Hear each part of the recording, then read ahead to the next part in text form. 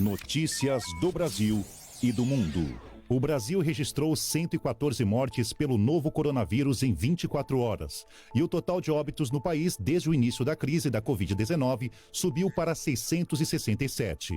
É o maior número de mortes registrados em um dia. O Ministério da Saúde confirmou que são 13.717 infectados, com um índice de letalidade de 4,9. Pesquisa Datafolha divulgada nesta terça-feira mostra que 28% dos brasileiros não seguem a orientação de ficarem em casa.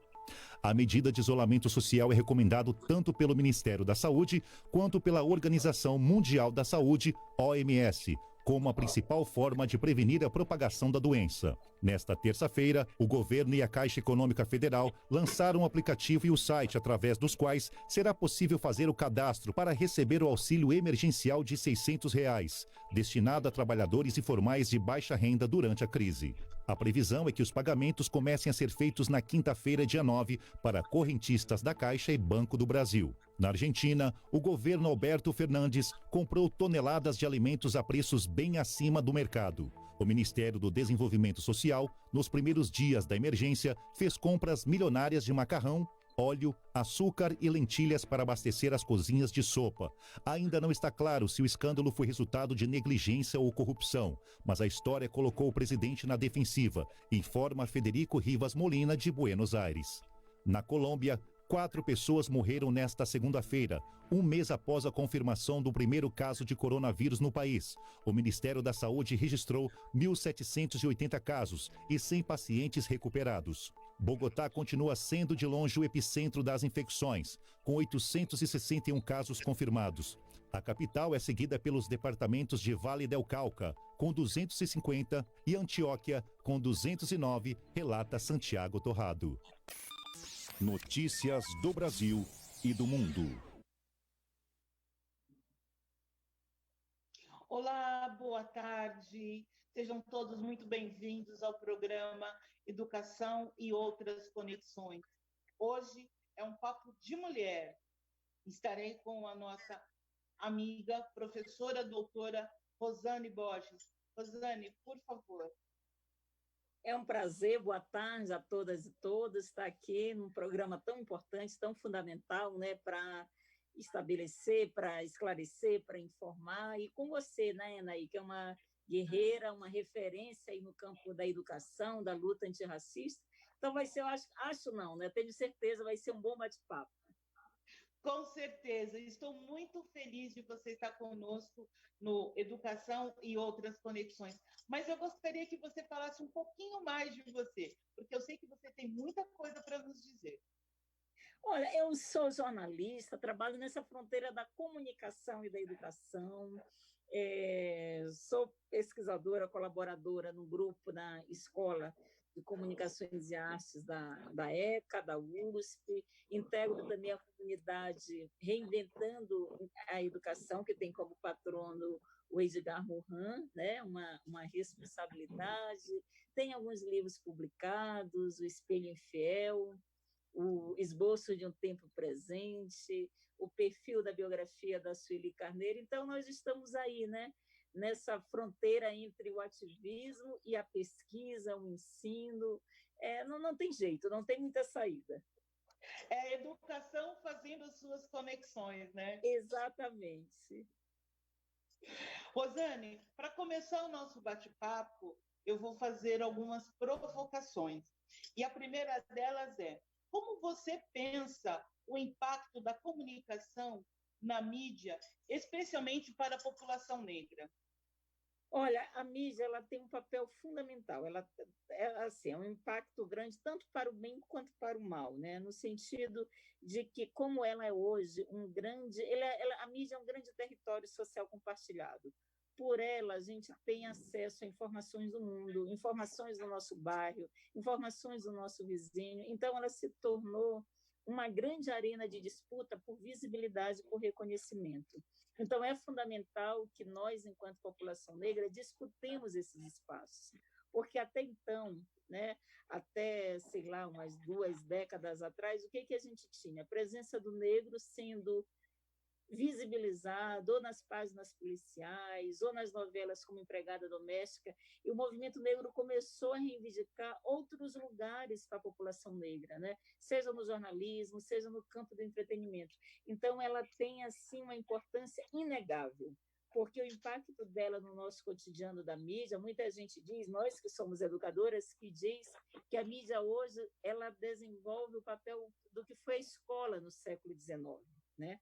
Ela é uma grande ela é formativa, ela tem um papel formativo. Então a gente tem que ver como é que a gente também produz ferramentas midiáticas. Você está de parabéns com a iniciativa do seu programa, porque é mais uma forma da gente estabelecer outros parâmetros, né, para a gente se ver e para a gente pensar as questões importantes para a população negra. Perfeito. E pensando um pouco no gancho que você me permitiu agora, em tempos atuais, o que mudou na representatividade negra nas mídias e nas redes sociais? Olha, muita coisa mudou, mas também muita coisa permanece. Eu acho que mudou. A gente tem hoje uma âncora, né, uma apresentadora no jornal Hoje, da TV Globo, que é a maior TV aberta, né, do Brasil.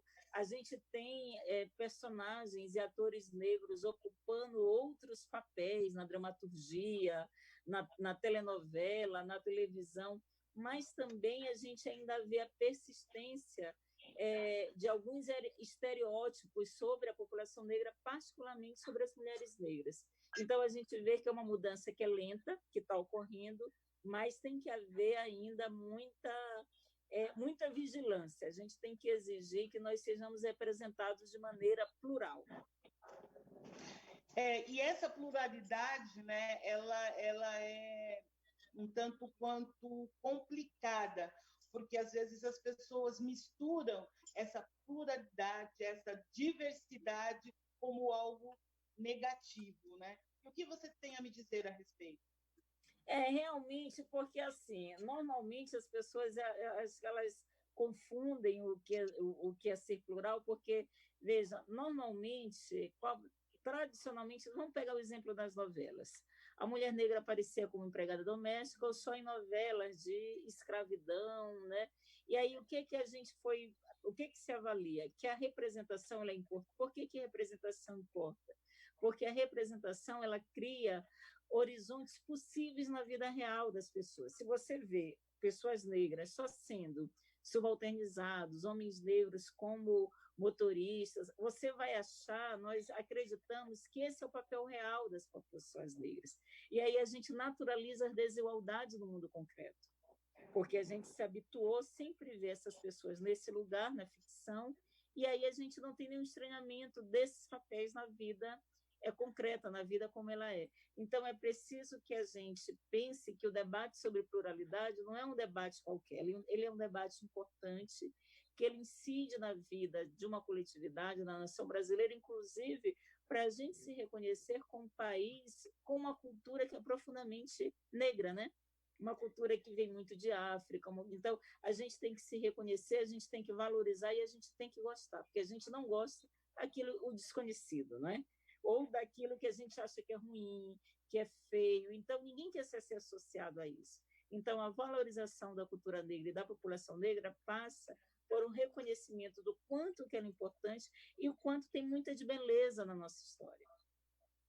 Quando a gente pensa nessa beleza e quando a gente pensa nesse impacto na nossa sociedade, a gente tem ouvido muito aí o BBB falando da relação do Babu com a Thelma, né, desse famoso racismo estrutural.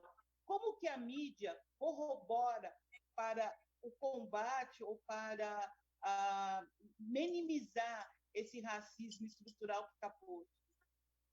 Eu acho que corrobora, Anaí, primeiro não tomando o racismo na sua dimensão estrutural. Normalmente, quando o racismo ele é abordado na mídia, ele é abordado como algo episódico, fenomênico, como se fosse uma só preconceito, né? Determinada pessoa sofreu um preconceito na porta do hotel que não deixou entrar. Então, a gente reduz muito o racismo só essas situações de preconceito e discriminação racial, que está para além disso. Então, quando eu não estou assistindo o Big Brother, infelizmente, mas eu estou acompanhando as reverberações do que está acontecendo por lá, do ponto de vista da dimensão racial, eu acho que o que só mostra, primeiro, a importância, a vitalidade, como o racismo atravessa a sociedade brasileira, de tal modo que tem um programa que isso se torna um debate, inclusive, entre duas pessoas negras.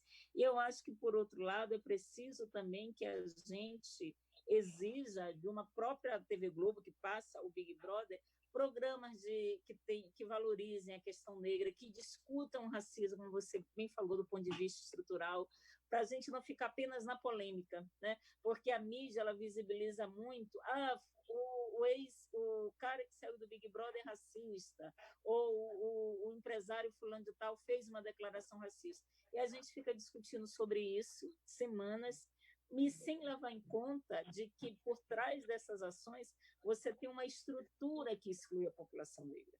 E é preciso que a mídia, em geral, discuta sobre essas estruturas. É verdade, né? Porque, assim, eu penso que acaba caindo no senso comum, quando, na verdade, ele é muito mais profundo, né? E tem muitas cicatrizes, porque não dá simplesmente para nós romantizarmos a questão racial, né? Inclusive, a gente estava conversando aqui em casa esses dias, e a minha filha me perguntou, e eu falei que eu ia provocar você nesse sentido. Qual é a discussão que permanece? A questão de gênero ou a questão racial? Como que elas se juntam? Como que elas se somam nesse processo?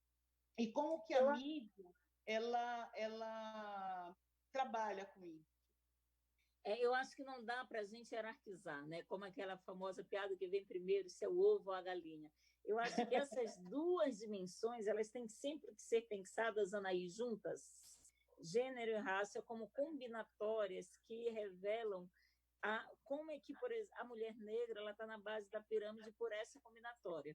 Então, eu acho que eu diria que nesse debate, claro, que numa sociedade patriarcal, machista, o homem negro, às vezes, ele leva, entre aspas, algumas vantagens em relação à mulher negra, porque nós vivemos numa sociedade patriarcal, numa sociedade machista, em que a mulher ela sempre vai ser ainda mais rebaixada. Mas é preciso que a gente não caia numa armadilha para depois a gente não ficar criando uma guerra entre nós. Até porque o racismo, ele é uma dimensão que ele recobre todas as existências de homens e de mulheres negras. Agora, a gente não pode esquecer a dimensão de gênero, né? Como a própria Lélia Gonzalez, Angela Davis, as nossas ativistas, referências em dizendo essa combinação revela a crueldade, como o racismo opera no mundo, né? E o patriarcado também. Eu concordo plenamente com você. E pensando nesse aspecto, como você vê a política, né? A política, a educação, como elas se conectam nesse panorama?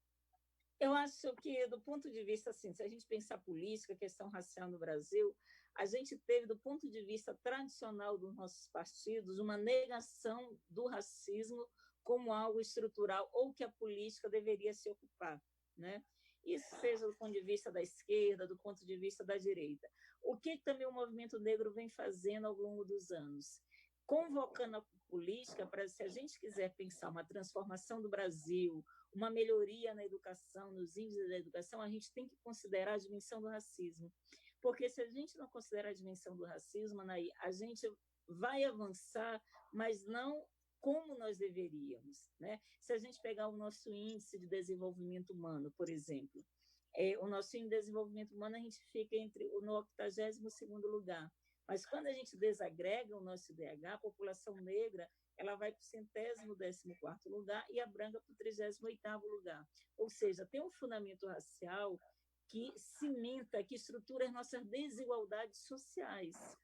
E qualquer política de combate à pobreza e à desigualdade tem que levar em dimensão a questão do racismo. Se a gente for para a educação, a mesma coisa. Qualquer política que pense uma educação inclusiva deve pensar o gargalo que jovens negros não conseguem passar quando chegam no ensino médio para atingir o ensino superior. Devem considerar a evasão escolar das crianças negras na primeira infância. Então, acho que a gente tem que fazer aquela coisa do brincado junto e misturado, tem que ser assim. Não se pensa política sem se pensar política antirracista. Não se pensa educação sem se pensar políticas educacionais antirracistas. Porque se é o racismo que estrutura a sociedade brasileira, toda mudança só pode vir de um combate a essa prática que nos mantém assim de maneira muito desigual, né? Em índices escandalosos de desigualdade. Pensando na perspectiva da educação no campo acadêmico, né? Como que é essa questão na academia, né? Principalmente na tua área do jornalismo, na área da publicidade, do marketing, né? Como que isso se dá? Olha, é uma situação, e é cada vez mais, né, que se você alcança situações ditas de prestígio, essa situação ela fica mais grave ainda. Porque o que a gente vê? Cada vez, quanto mais o ensino superior tem poucos docentes negros, mulheres menos ainda, na área de pesquisa menos ainda. Então, a gente vai vendo, primeiro, apagamento de pessoas negras desses espaços, além do apagamento das pessoas negras, um apagamento dos temas relacionados à questão negra, né? Então, você tem um duplo apagamento do profissional negro, mulher ou homem negro, e um apagamento também das temáticas, das histórias negras na academia. E isso deve ser uma frente, é um desafio que docentes negros e brancos devem tomar como fundamental. Recentemente, eu escrevi um artigo que intitula-se Desconstrução de Práticas Racistas no Contexto Escolar. Depois eu vou te passar. E uma das coisas que eu trago no artigo deste livro é justamente isso, a questão da invisibilidade, né, das meninas e dos meninos negros em sala de aula. E uma fala que me chama muita atenção, só os professores de história, ou os bem preparados, é quem pode discutir a questão racial. Quando, na verdade, você colocou uma coisa que eu acho fundamental. Não é um problema só nosso, não é uma discussão nossa. Isso, de uma disciplina, de um profissional, Né? Então, todos devem se inserir nessa luta, nessa batalha. Né? Eu brinco que não basta só ser negro, né? Você tem que sentir o que é ser negro de fato e de verdade. E para nós que somos mulheres, o impacto ele ainda um tanto quanto mais delicado, para não dizer complicado. Complicado, cruel, né? Brutal, é um impacto muito duro, né? E é isso, porque às vezes a gente acha que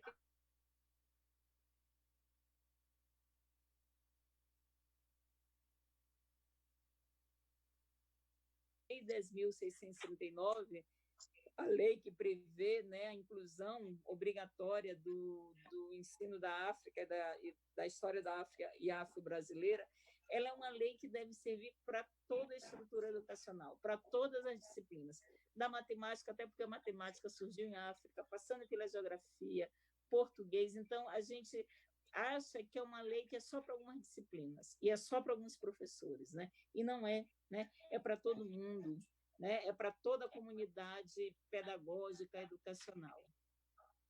No seu livro, você fala um pouco disso, não fala? Fala um pouquinho do seu livro. Sim, eu tenho, na verdade, assim, alguns artigos que eu reuni nesse esboço de um tempo presente, e um dos artigos eu vou trabalhar nessa perspectiva, dizer que o desafio da gente ter uma política, uma educação antirracista, é uma tarefa de todos os atores e atrizes que estão no espaço escolar e fora dele. Então, é preciso que a gente também não pense que trabalhar com a questão negra é pegar o 13 de maio, o 20 de novembro, as chamadas efemérides, e fazer um espetáculo, não, ele deve estar, é a política do currículo, de janeiro a dezembro. Então, a gente vê que, normalmente, toda essa discussão é um problema dos negros, ou é um problema dos profissionais negros da educação, não, é um problema de todos nós. Né? Todos nós devemos... tem uma filósofa que eu gosto muito, a Hannah Arendt, ela vai fazer uma diferença entre culpa e responsabilidade. Ela vai dizer o seguinte: se nem todos são culpados, mas todos são responsáveis. Então, todos nós somos responsáveis pelo fim do racismo, pelo fim da... A educação, ela é como a mídia, você me perguntou no início, né, o papel da mídia, a educação ela tem um papel também gigantesco na formação de uma criança, de um adolescente. Ela trabalha com valores, ela trabalha com imagens, ela trabalha com representação. Então, nada mais justo também que a educação seja plural, como a gente quer que a mídia seja, né? E essa comunicação, ela tem que chegar em todos os lugares. E você acha que isso acontece? Eu acho que não. Essa comunicação antirracista, educação antirracista, infelizmente ainda não. Eu acho que tem muita luta, muitos esforços para que ela seja mais universal, que ela recubra, né, desde as periferias até os grandes centros, mas é uma luta que a gente vê que não alcança todo mundo. O nosso desafio é fazer alcançar, é fazer com que todo mundo realmente se sinta responsável, né, pelas mudanças que estão aí exigindo, e é uma esperança. Então, eu acho que você exerce aí um papel fundamental, né, para a expansão da nossa luta, com o seu trabalho, com a sua dedicação, com o seu ativismo. Na verdade, eu me sinto muito compromissada e comprometida, né?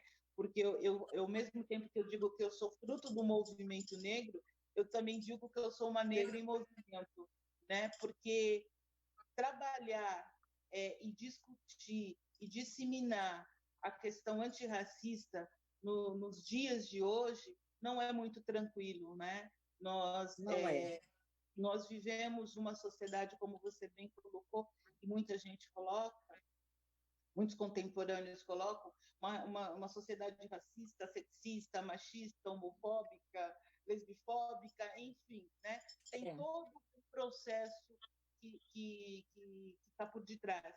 Mas, na contrapartida, nós também temos parceiros e aliados, né? E como que você vê os nossos aliados?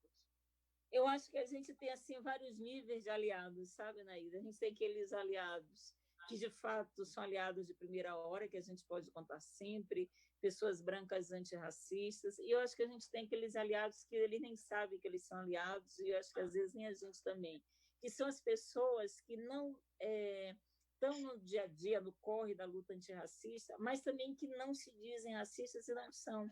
Eu acho que a gente poderia convencer as pessoas do que é o racismo no Brasil, elas tomarem também consciência, a responsabilidade delas, e fazê-las aliadas. Eu acho que a gente... Porque o Nelson Mandela ele já dizia também isso na África do Sul, né? Que o racismo lá, que o apartheid não seria superado apenas com os negros, né? E quando ele foi presidente, ele conclamou toda a sociedade sul-africana. A mesma coisa acho que no Brasil, né? Eu acho que a gente tem que protagonizar essa luta, porque nós que sofremos o racismo, mas a gente precisa de aliados para que, de fato, nós sejamos uma sociedade democrática, inclusive para que as pessoas brancas elas também recuperem a humanidade. Eu estava numa live hoje, ainda cedo, nesses tempos, muita live, muita videoconferência, e eu dizia que o racismo ele não só desumaniza a pessoa branca, negra, ele desumaniza também a pessoa branca. Então, é uma questão da gente conscientizar os nossos aliados, que eles tomem consciência de que racismo é ruim para todo mundo, inclusive para eles, na condição de privilegiados, né? O professor Kabengele Munanga diz que racismo é o crime perfeito. Você concorda com ele? Eu concordo, e aqui no Brasil ele é mais perfeito ainda porque ele é meio esquizofrênico, porque a maioria das pessoas elas até admitem que o Brasil é racista. né? As pessoas em geral. Mas ninguém é racista, então fica uma coisa esquizofrênica, porque você tem crime, mas você não tem criminosos. Você já viu alguma pessoa ser presa por conta de cometer o crime contra o racismo? Tem denúncias, vai para a delegacia, o racismo é considerado um crime inafiançável, todo mundo paga fiança. Então, você tem uma coisa assim que é um crime perfeito, que as pessoas até admitem que o crime existe, mas ninguém quer admitir que é um criminoso, porque ninguém é. Né? Se a gente fizer uma enquete numa sala, vocês acreditam que tem racismo? Tem. Aqui, quem é racista nessa sala? As pessoas brancas todas silenciam, porque ninguém é. Então, eu acho que tem essa coisa, um crime, uma coisa meio esquizofrênica, e a gente tem que admitir que todos nós somos, né? E a gente tem que... Essa admissão ela é fundamental para a gente mudar, né? Para a gente transformar e a gente pensar, dar um outro passo. Eu concordo plenamente com você. E aí você me fez lembrar daquele filme Olhos Azuis. Eu acho Sim, ele fantástico. Aquele filme é fantástico. Para nós pensarmos o quanto isso impacta na nossa vida. E o nosso amigo, o doutor Christian Moura, ele fala que se nós pensarmos o racismo, né, e como ele impacta isso economicamente, nós não teríamos racistas. Você concorda com essa frase? Eu acho que sim, porque eu acho que tem a gente não dimensionar, né, os danos que o racismo provoca, a gente não tem essa capacidade de se colocar no lugar do outro, né? O se colocar no lugar do outro é muito difícil. É um lugar que não gostamos de estar. Não. Porque sempre a gente julga o outro como a razão dos nossos problemas, o outro é o problemático, é ele, sempre o outro é o culpado, né? E a gente não consegue dimensionar por que as pessoas passam por determinadas situações e passam não é porque elas querem, há uma estrutura social que as condicionam a experimentar uma vida que às vezes é uma vida realmente complicada, difícil, né? Perfeito, perfeito, perfeito. Rosane, eu fico pensando aqui no nosso bate-papo, né? E fico olhando, pensando nas meninas negras e nas meninas não negras periféricas, né? O quanto que a sociedade exige e cobra de nós determinadas posturas. O que você pensa sobre isso? Eu acho assim que tem muita coisa sendo feita legal na periferia, porque a periferia não é só dor, não é só falta, né? Eu acho que a gente tem uma geração, principalmente das meninas negras, que estão fazendo muita coisa, coletivos literários, sabe? A gente vê muita potência, né? Em espaços que, a princípio, você acha que são espaços só da falta de tudo, de assistência. Agora, por outro lado, há também, né, acho que por ser espaços em que o Estado acaba faltando muita coisa, há muitos desafios. São nesses espaços que a necropolítica, a política da morte se exerce mais sobre os jovens negros, sobre a juventude negra, são nesses espaços que se tem menos aparelhos culturais. Então, eu acho que é uma geração aí, é uma geração lutadora, né? Pensar o que essas meninas e meninos fazem, né, com todo um contexto de adversidade, eu acho que é uma situação realmente de muita luta e de heroísmo até, né? Nós temos os nossos heróis e heroínas negras periféricos e jovens. Sim, e jovens, muitos anônimos, né? A relação entre pretos e pretas é cada vez mais presente. O que você pensa e o que você fala para mim nesse sentido? A relação nesse sentido, você está falando o quê? Relacionamento amoroso ou relacionamento de... Afetivo. O afetivo, né? Eu acho que assim, a gente tem ainda, voltando nessa coisa da geração das novas gerações, que vem pensando a dimensão do racismo nessa questão, né? Na questão afetiva. E aí eu acho que a busca de pares, de você ter o seu par ser alguém igual a você do ponto de vista racial, em que você encontre ecos identitários, isso é algo muito legal, muito louvável, né? Casais negros, pessoas...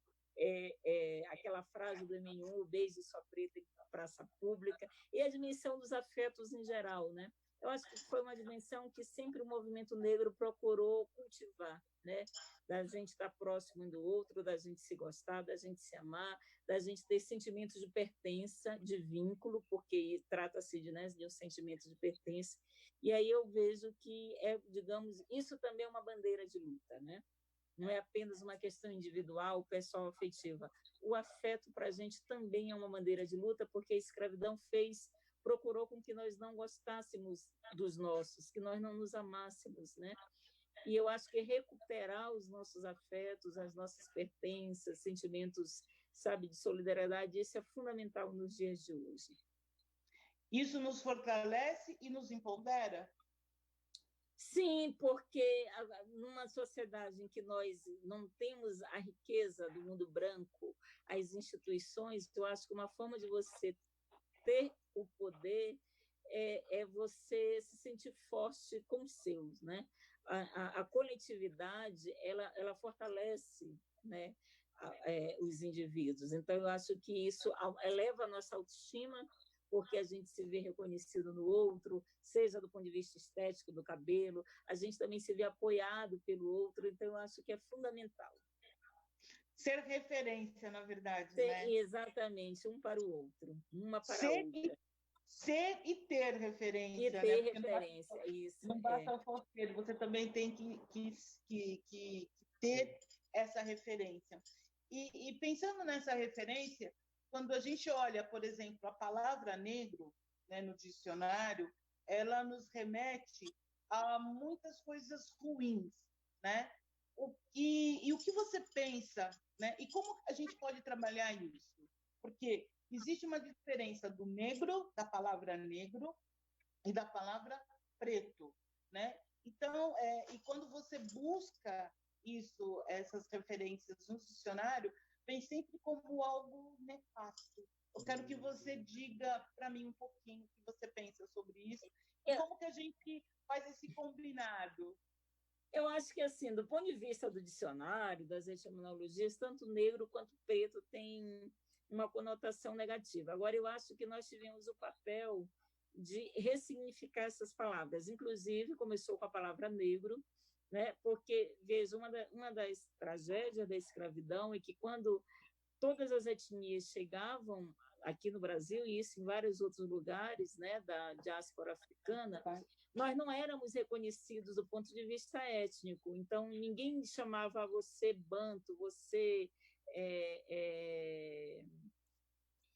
ou de qualquer outra etnia. Então, você era reconhecido dentro de uma categoria que dissolvia isso, que era a categoria negro. E nós tomamos essa categoria para dizer, olha, de onde você me nega, é lá que eu me afirmo, né? Como já diria o Fanon, né?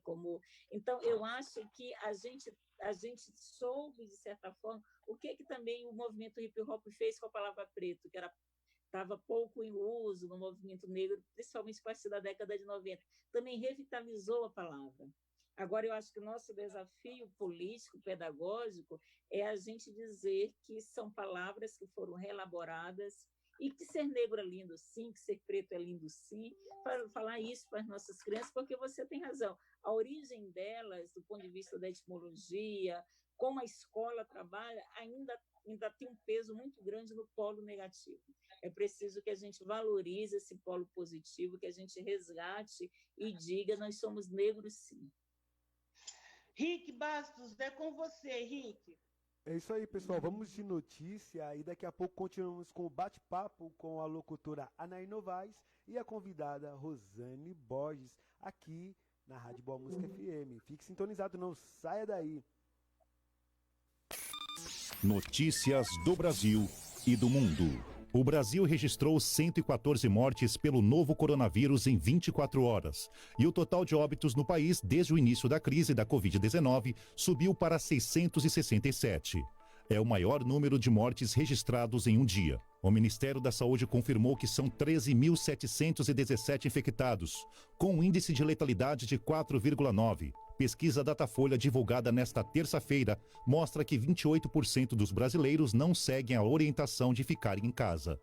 A medida de isolamento social é recomendado tanto pelo Ministério da Saúde quanto pela Organização Mundial da Saúde, OMS, como a principal forma de prevenir a propagação da doença. Nesta terça-feira, o governo e a Caixa Econômica Federal lançaram um aplicativo e o site através dos quais será possível fazer o cadastro para receber o auxílio emergencial de R$ 600, destinado a trabalhadores informais de baixa renda durante a crise. A previsão é que os pagamentos comecem a ser feitos na quinta-feira, dia 9, para correntistas da Caixa e Banco do Brasil. Na Argentina, o governo Alberto Fernandes comprou toneladas de alimentos a preços bem acima do mercado. O Ministério do Desenvolvimento Social, nos primeiros dias da emergência, fez compras milionárias de macarrão, óleo, açúcar e lentilhas para abastecer as cozinhas de sopa.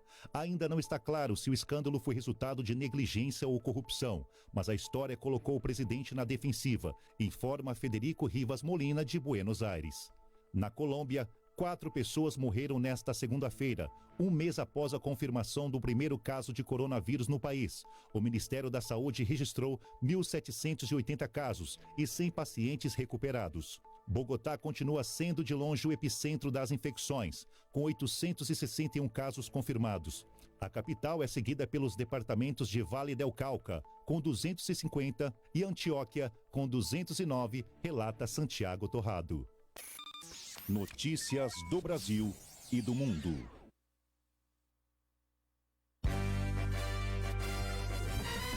Em 3 segundos, você fica sabendo mais. Curiosidade. Rádio Discovery. Conhecimento. Fique sabendo. Rádio Discovery. Você sabia que a Torre Eiffel em Paris tem 2,5 milhões de rebites? E que a primeira ligação telefônica transoceânica foi estabelecida em 5 de agosto de 1858? 2 meses depois, o cabo de 3.200 quilômetros, que unia os dois lados do Atlântico, partiu-se. E ainda, que todos os dias são feitas cerca de 1 bilhão de fotocópias. 1/3 dessas fotocópias são completamente desnecessárias, tornando-se num grande desperdício de papel. Você é curioso? Fique sabendo. Curiosidades.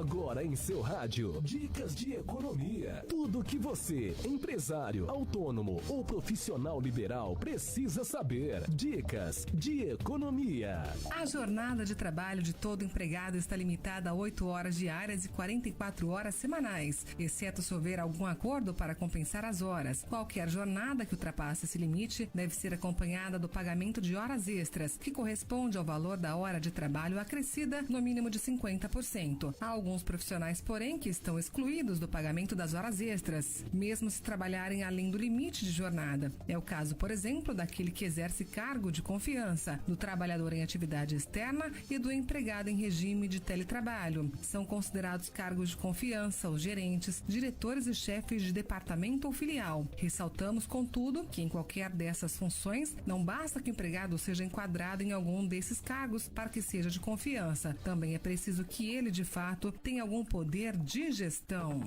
Dicas de economia.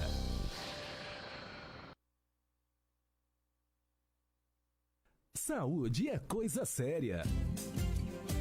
Agora em seu rádio, dicas de saúde. Tudo o que você precisa para manter uma vida saudável. No inverno, a umidade do ar diminui, causando ressecamento da pele, inclusive dos pés. A hidratação é fundamental, mas também é necessário usar sapatos fechados e um bom hidratante específico para a região dos pés. As rachaduras acabam se tornando locais propensos à proliferação de bactérias e fungos, por isso é importante tratá-las com cuidado. Uma boa dica para acabar com as rachaduras é usar bastante a pomada Bepantol. Dicas de saúde.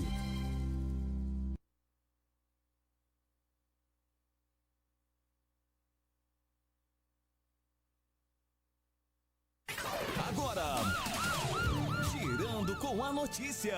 As notícias da sua cidade, da região, do Brasil e do mundo. Girando com a notícia. A Fundação de Vigilância em Saúde divulgou na tarde de hoje em Manaus, através de uma live pelas redes sociais, o boletim Covid-19 com um balanço dos casos registrados do novo coronavírus no Amazonas. Foram confirmados até aqui 1.484 casos, 209 a mais que ontem. O número de mortes subiu para 90, 19 a mais que no dia de ontem. Já o número de curados chegou a 171. No total de casos, 1.295 são oriundos da capital e 189 do interior.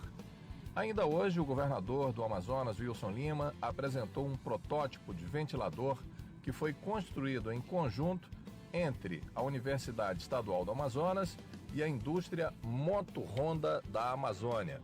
O aparelho vai ser testado em animais e, logo que aprovado, poderá ser utilizado no sistema de saúde em pacientes com o Covid-19. Da Rádio Encontro das Águas. Girando com a notícia. Daqui a pouco no seu rádio tem mais Girando com a Notícia. Fique ligado. É isso aí, voltamos com esse grande programa Educação e outras conexões aqui na Rádio Boa Música FM com a nossa locutora Anair Novaes e a convidada Rosane Borges. É com você, Anair. Obrigado, Rick. Realmente, eu, professora Anair Novaes, estou aqui com a minha amiga doutora em comunicação, Rosane Borges. Rosane, ouvindo as informações, pensando, eu sei que você é uma pessoa que gosta muito de cinema, né? Eu vou deixar essa pergunta para o final, porque eu vou pedir sugestões de filmes, indicações, para que a gente possa assistir nessa pandemia. Por falar nessa quarentena, nessa pandemia, nesse Covid-19, eu queria que você explicasse, ou definisse, ou comentasse como que você vê esse momento atual, né, internacional, nacional, de forma da participação da imprensa se orientando ou se apenas informando ou sendo excessivamente crítica? Eu acho que não tem saída, né? A gente está numa pandemia, o nome já diz, né? Pandemia é uma dimensão global, tá, né? Tomou todo o globo, o planeta Terra, e ao mesmo tempo você vê um vírus que ele, do ponto de vista da porcentagem, né? A letalidade dele é considerada baixa, de 2 a 3% do total de casos, 15% com situações muito graves, mas quando a gente conversa essa porcentagem em números, é muita gente, né? E é tanta gente que isso impacta, como vem impactando, o sistema econômico global, porque as pandemias anteriores aconteceram quando o mundo não estava conectado. Quando a economia financiarizada, primeiro, ela nem era uma economia financiarizada, era a economia do capital produtivo, né, das fábricas, não estavam conectados. Hoje aconteceu um problema que atinge todo mundo, né, porque o sistema financeiro se estabilizou assim. E aí eu acho que o papel da imprensa, primeiro, é não causar pânico na população, portanto, informar e de maneira crítica, mas, ao mesmo tempo, de informar e estabelecer debates que são importantes, vozes, tanto que hoje, qual é a grande discussão com a pandemia? Que as pessoas deixaram de seguir opinião. O importante hoje é a informação, é o saber, o conhecimento, a ciência, porque a opinião, essa que estava muito predominante nas redes sociais, com as fake news disseminadas assim de maneira indiscriminada, não nos levam a nenhuma situação de esclarecimento, pelo contrário, porque eu tenho uma opinião sobre qualquer coisa e eu quero uma outra opinião que valide a minha opinião sobre o mundo. Só que o mundo ele não se faz de opiniões, o mundo se faz de argumento, de contra-argumento, de saberes. E aí a gente está num papel em que a mídia ela deve desenvolver uma função de informar, de ser crítica em relação às fake news, de se nutrir das boas fontes. Hoje, tudo, como eu sou jornalista, né, a gente tem esse cacuete, eu sempre tive. Receber algo no WhatsApp, eu vou checar nas fontes de informação importantes. né? Se tem por exemplo, uma notícia que chega de educação, que é importante para o Brasil, você vai para as fontes importantes, porque elas saberão. Né? Vai por todos pela educação, para o próprio Ministério da Educação, que anda, né, vergonhoso, mas ainda é uma fonte oficial. Então, você tem que procurar as fontes. E aí eu acho que a imprensa ela tem um papel fundamental nesse momento de medo, de angústia. A gente não sabe como é que vai ser o mundo né, depois desse surto. E o que o vírus mostrou que nós somos muito impotentes, ele pôde parar o mundo. Né?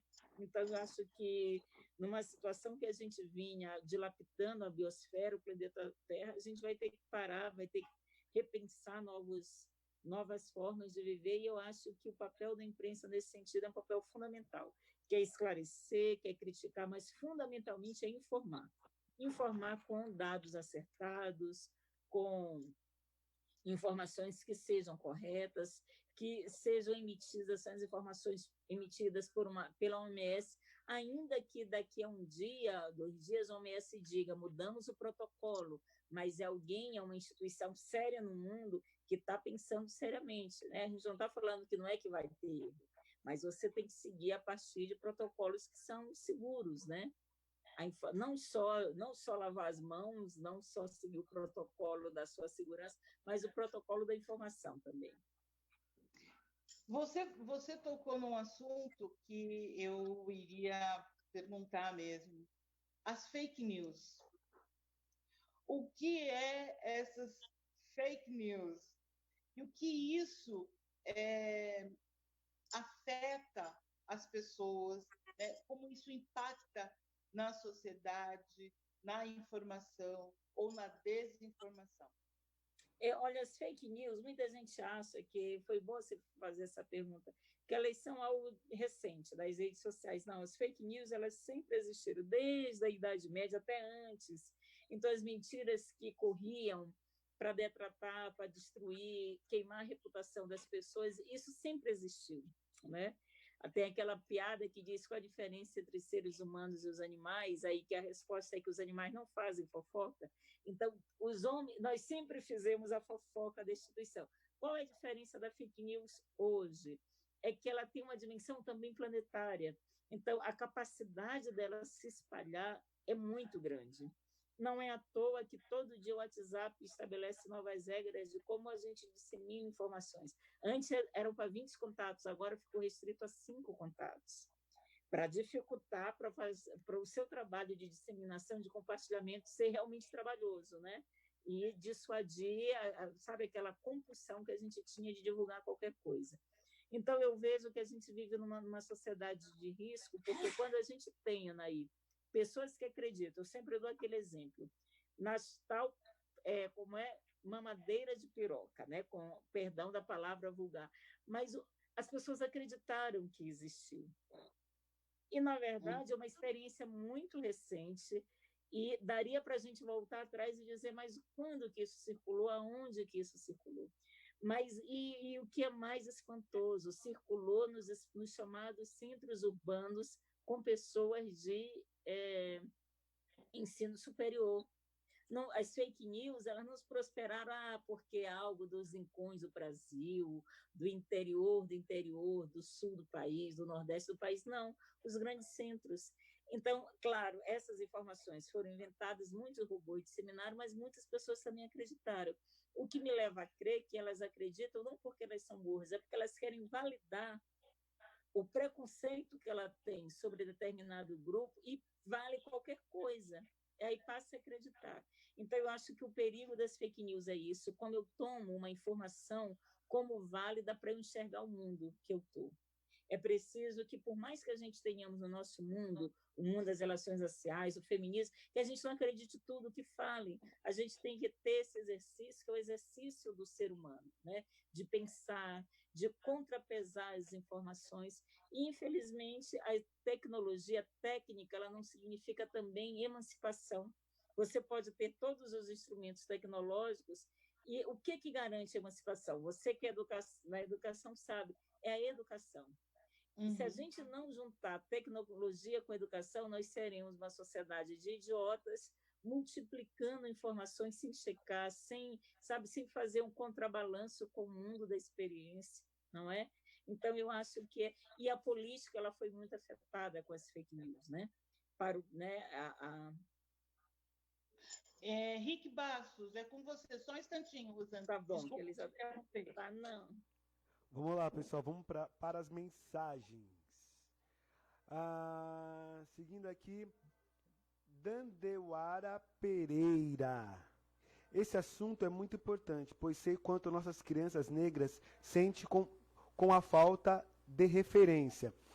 Essa mensagem relacionada à fala da Rosane já há uns 10 minutos, 15 minutos atrás, tá? Vamos seguir com as outras mensagens. Esther Santos. Olá, boa tarde. Tudo bem? Gostaria de enviar uma pergunta ao programa da professora Nair Novaes. Qual a relação do rap na vida dos jovens negros de periferia? Aproveito a oportunidade e envio um salve para a professora Anair, muito amada, e ao querido Marcão, que infelizmente não participou hoje. Aqui quem fala é Esther Melônio. Beijão também para a convidada Rosane Borges, sou sua fã. Acho que vocês poderiam responder a mensagem e depois, se conseguirem continuar nesse raciocínio, pode ser? Sim, sim. Eu vou passar... Eu tenho um olhar para o movimento hip-hop, né? E por motivos outros, o nosso querido convidado Marcão, do integrante do grupo DMN, não pôde participar. Era isso que eu ia perguntar. Se o Marcão é o nosso Marcão conhecido, o rapper, era ele? Ele teve um problema de ordem pessoal e, infelizmente, ele não pôde comparecer ao nosso programa. Mas deixa que ele voltará em um outro momento.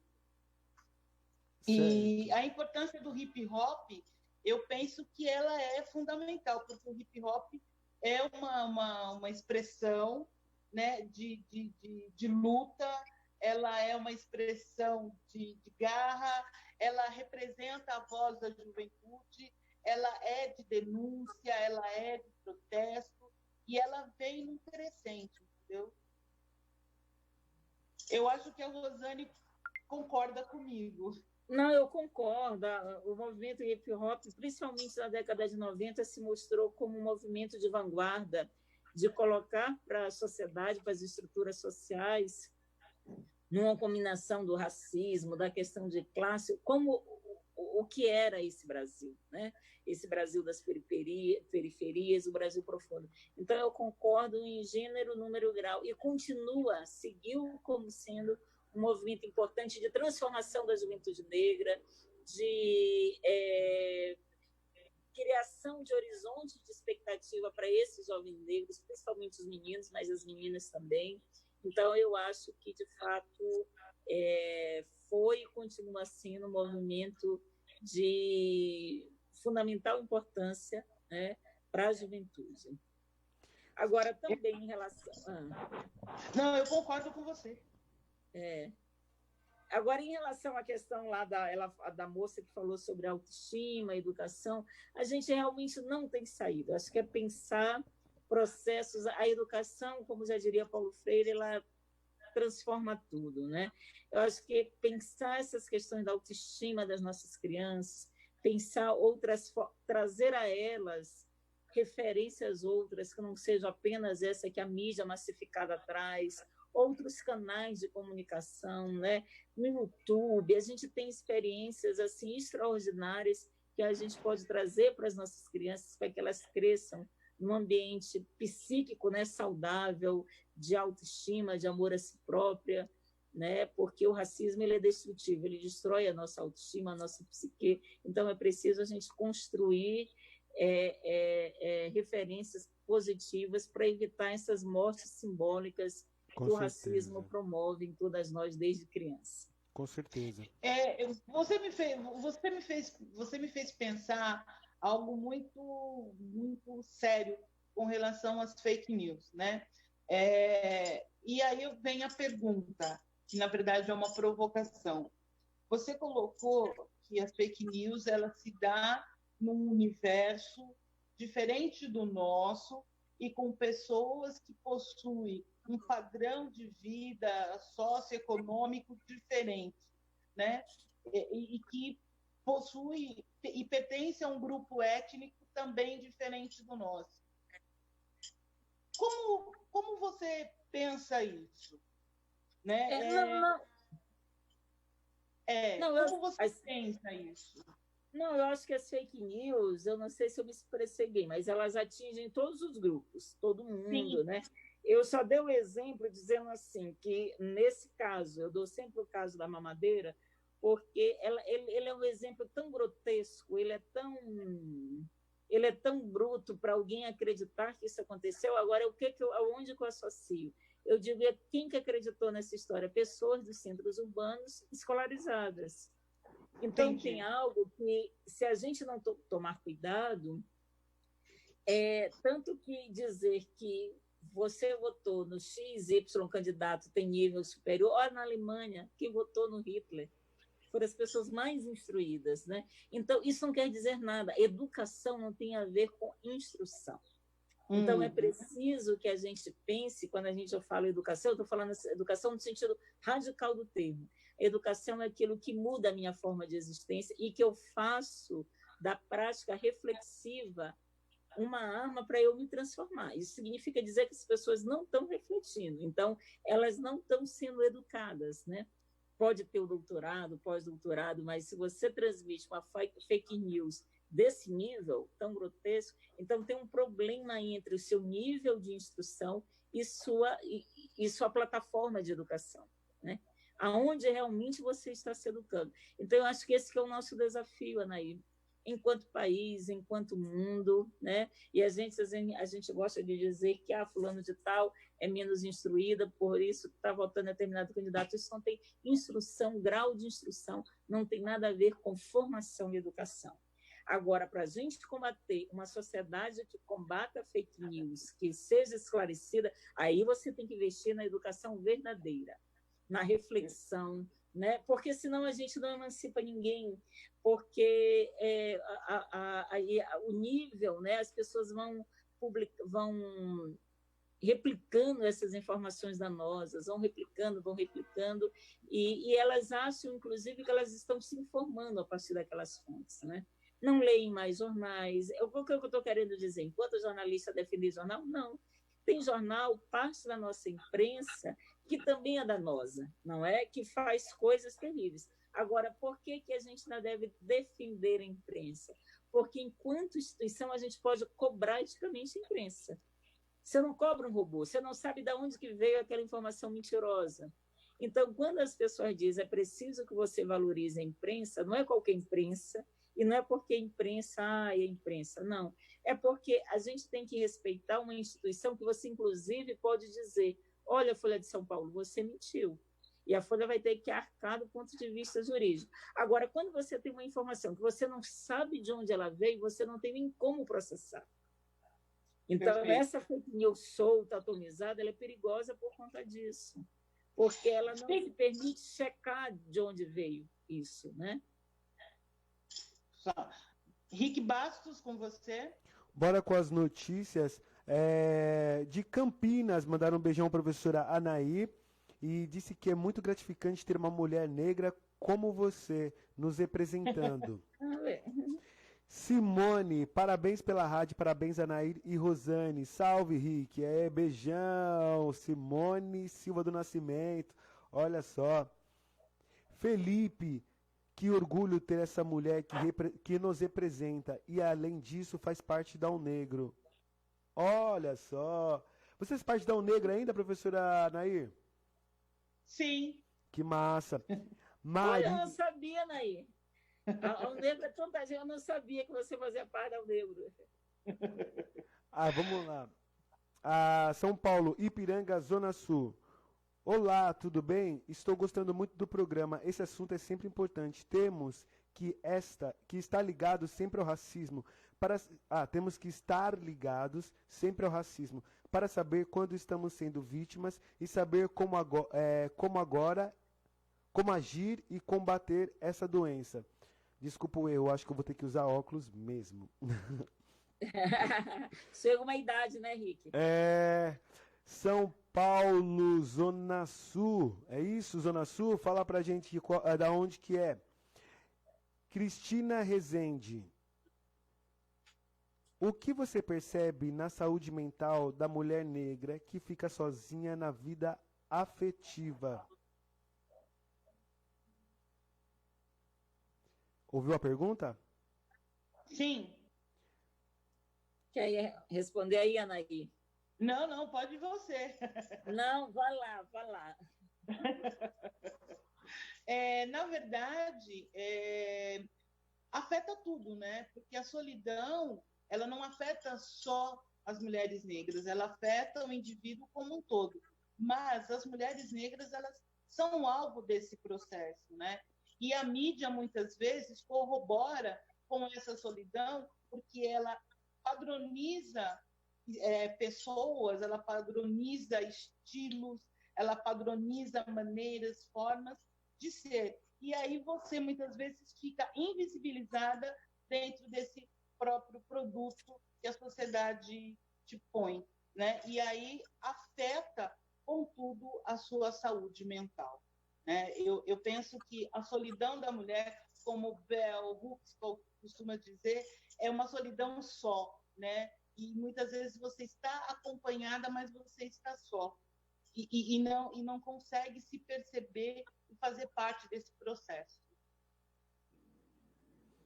Também acho. Perguntas muito interessantes aí vindas das nossas ouvintes, internautas, né? Eu acho que é isso. Eu acho que é pensar numa sociedade, voltando àquilo que eu falei, né, racista, patriarcal, como a questão da solidão não é uma questão também individual, pessoal, mas é uma questão também social. Agora, acho que tem um outro ponto também, né? Eu acho que, se por um lado existe a taxa de nupcialidade das mulheres negras, existe também um outro dado que eu acho que é positivo.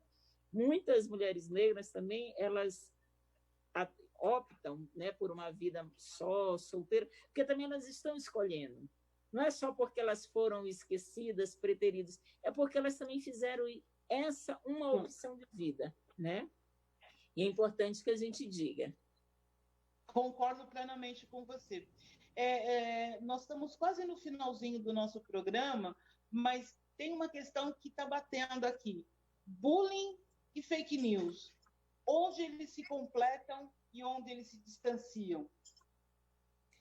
Eu acho que em duas coisas, porque o bullying, se a gente pegar o, né, ele se baseia em uma forma de destituição do outro, e essa forma de você destituir o outro, de você diminuir o outro a partir de uma piada, de algo, ela se fundamenta, às vezes, em algo que não é o real do outro. Portanto, é algo mentiroso que a gente projeta sobre o outro, né?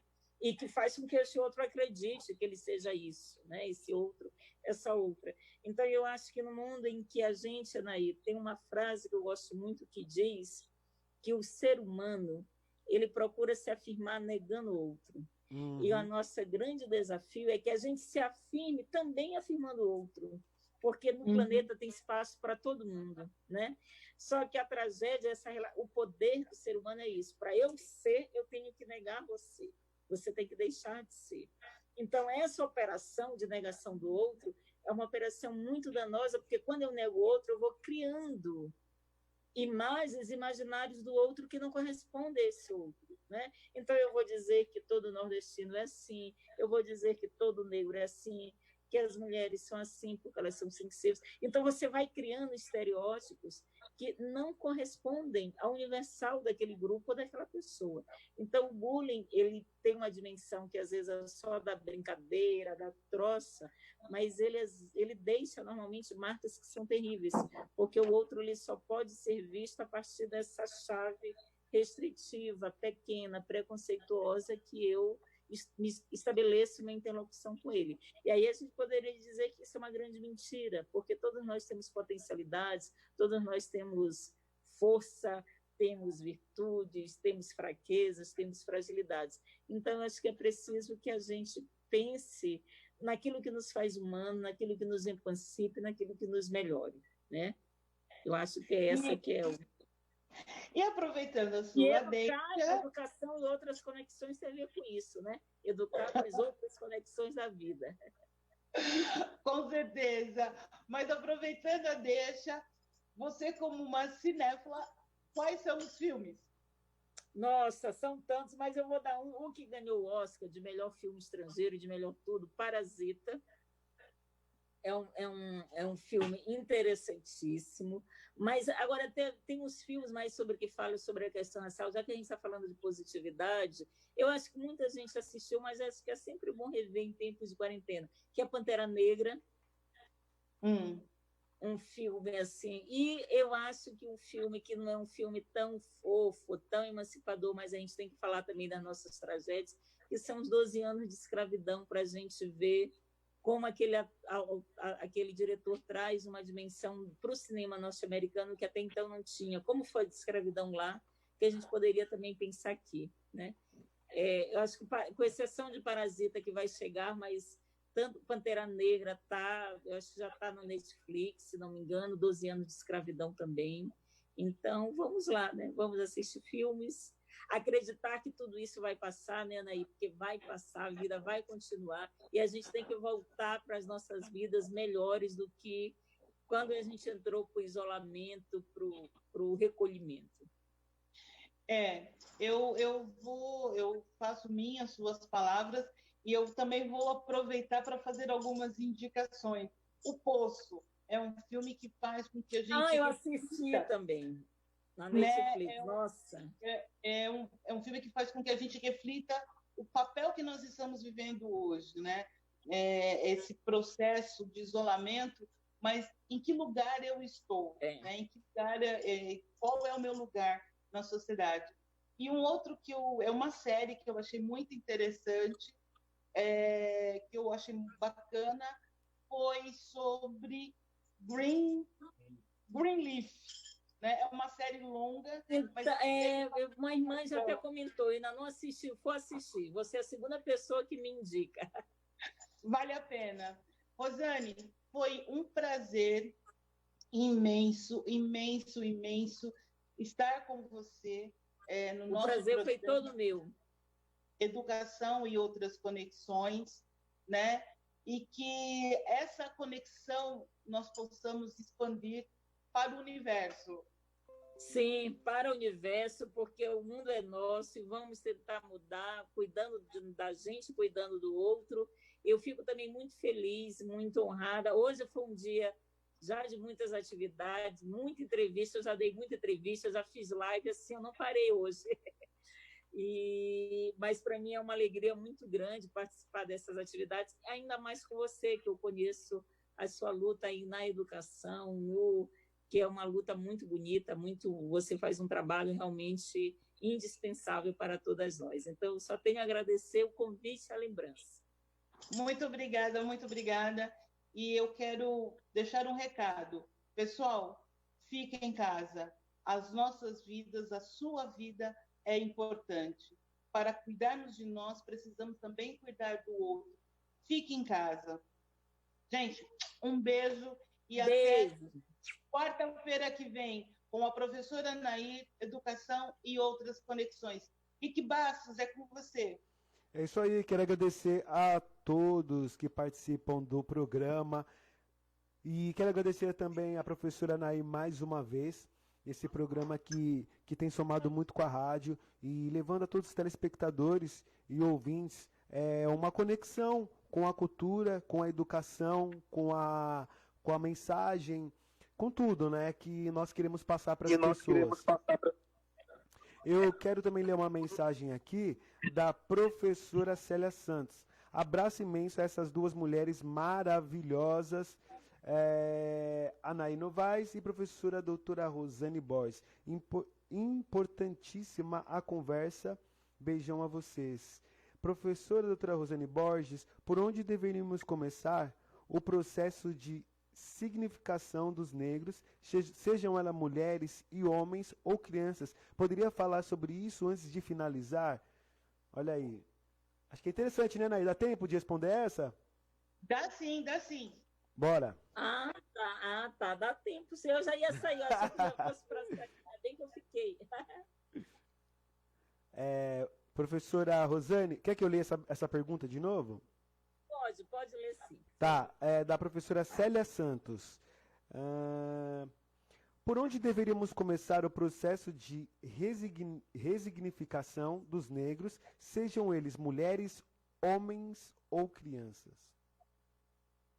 Eu acho que, voltando a essa ideia, já que a gente está no programa falando como educador, é pela educação, né, Célia? Não há outra saída. A educação ela é que nos inicia para a sociabilidade, a educação ela é que nos dá sentimento de pertença. Então, eu acho que ressignificar significa a gente pensar outros símbolos, outros signos, outras atitudes, outros valores, outras formas de existência. E aí eu insistiria que não há outro caminho senão pela educação. Agora, é claro, essa frase assim geral faz com que a gente pense cada uma nas nossas histórias, nos nossos ambientes, como é que essa ressignificação na educação pode se dar.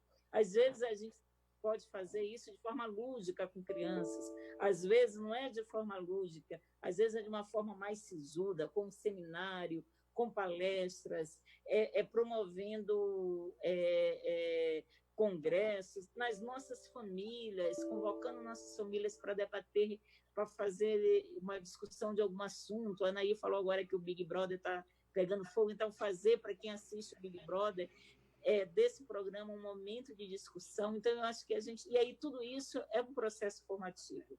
Então eu acho que quando a gente tomar outros valores, outras atitudes, a gente está ressignificando, a gente está reelaborando. Bom, é isso aí. Perfeito. Muito obrigado, pessoal, e até a próxima. Obrigado, Nair. Beijão. Até a próxima, gente. Tchau, tchau. Tchau.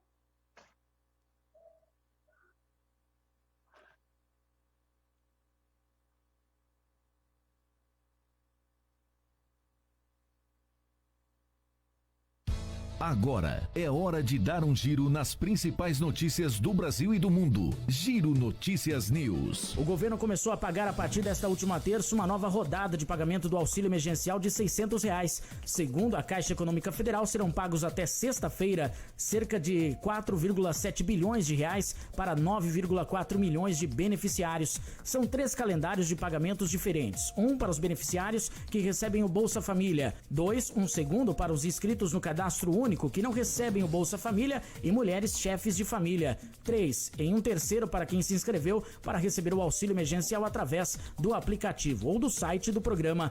Para quem receber via poupança digital da Caixa, os saques em dinheiro começarão a ser liberados a partir do dia 27. Antes disso, no entanto, os recursos poderão ser movimentados digitalmente. A Caixa já havia liberado mais de 1,5 bilhões de reais para mais de 2,5 milhões de beneficiários. A qualquer momento tem mais.